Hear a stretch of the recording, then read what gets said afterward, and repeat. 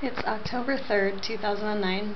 I had a interesting experience this week speaking with a lot of the staff members and Army wives about the oncoming deployment stress that they're starting to feel at this point. I had one woman who was extremely gracious about her situation and just, thankful for the benefits that she's receiving through the military, and very forgiving about what she's going through right now. She has a young daughter who is just a year old, and she's 21 years old herself, and her husband is military.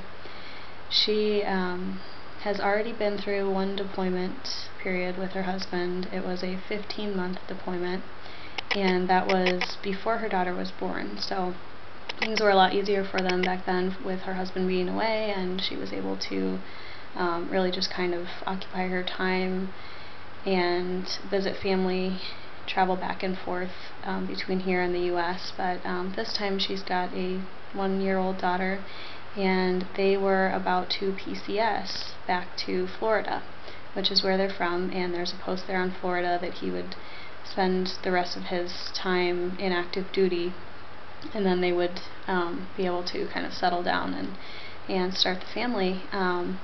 She informed me that they just found out that he is on stop leave, which means that their PCS date was too close to the deployment date that this post is dealing with right now. So instead of PCSing them back home, they are going to deploy her husband for a second time. This deployment period will be 18 months, and he will be missing out on quite a good chunk of his daughter's childhood, as she will be, growing to be 2.5, almost 3 at that point. So again, like I said, the wife is extremely gracious, and not feeling badly about the situation. She's very just supportive of her husband. She's planning on staying here on post while her husband leaves.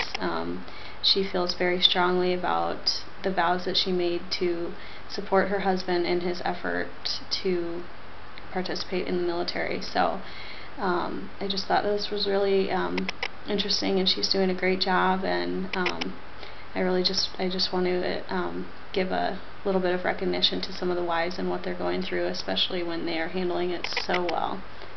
So that's that.